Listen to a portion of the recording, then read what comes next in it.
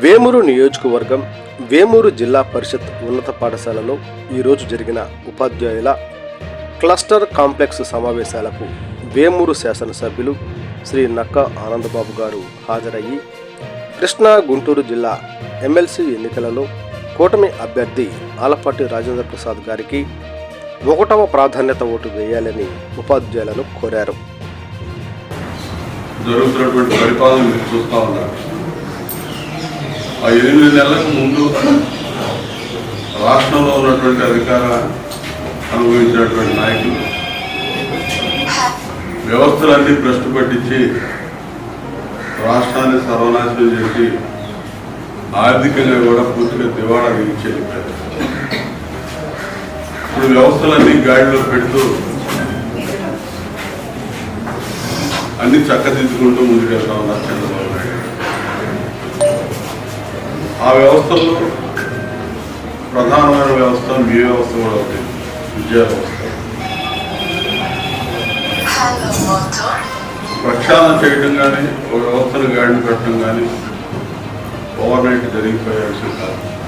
చాలా కష్టపడాల్సి ఉంటుంది, చాలా దాని మీద కసరత్తు చేయాల్సి ఉంటుంది. ఇది ఉందని కూడా మార్పుడు తెలుసు ప్రభుత్వానికి. నారా లోకేష్ గారు ఎడ్యుకేషన్, ఆయన ముఖ్యమంత్రి గారి కుమారుడు, మా పార్టీకి భావి నాయకుడు. ఈ శాఖ ఆయన మంత్రిగా తీసుకోవాల్సిన అవసరం లేదు. వాస్తవం మేమందరం కూడా భయపడ్డాం. ఎందుకు ఈయన ఈ విద్యాశాఖ దొరికెళ్ళాడు, ఏదో తీసుకోవచ్చు కదా. ఇది ఎక్కువ మంది ప్రజలతో కానీ ప్రత్యేకంగా ఇప్పుడు మేము వచ్చినటువంటి ఉద్దేశం విజయబాబు గారు చెప్పారు. నాతో పాటు ఈ కార్యక్రమానికి చేసిన పెద్దలు పుస్తక అహ్మద్ గారు కూడా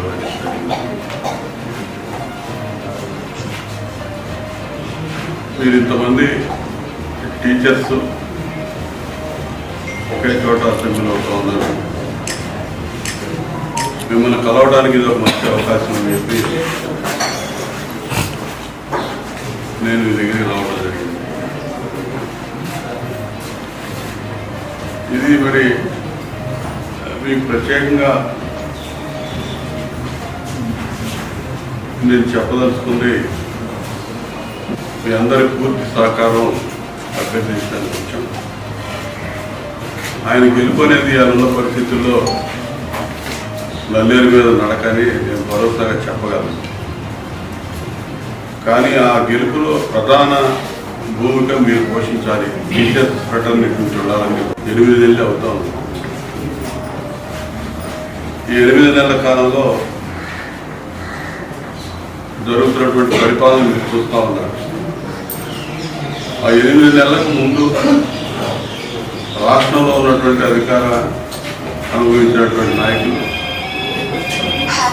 వ్యవస్థలన్నీ భ్రష్టు పట్టించి రాష్ట్రాన్ని సర్వనాశనం చేసి ఆర్థికంగా కూడా పూర్తిగా దివాళా తీయించేది. ఇప్పుడు వ్యవస్థలన్నీ గాడిలో పెడుతూ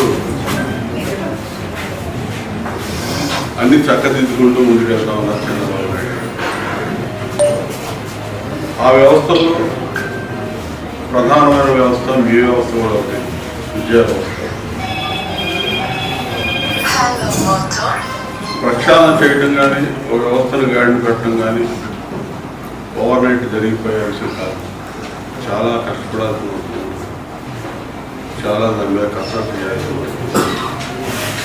ఇది ఉందని కూడా మార్పుడు తెలుసు ప్రభుత్వానికి. నారా లోకేష్ గారు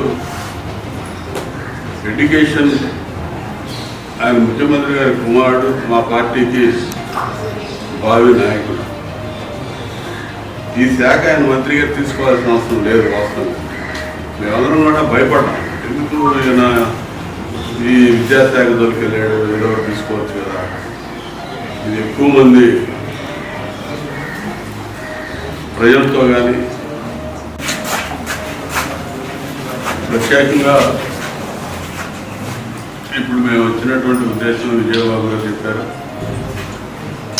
నాతో పాటు ఈ ఈ కార్యక్రమానికి చేసిన పెద్దలు పుస్తక అహ్మద్ గారు కూడా వివరించడం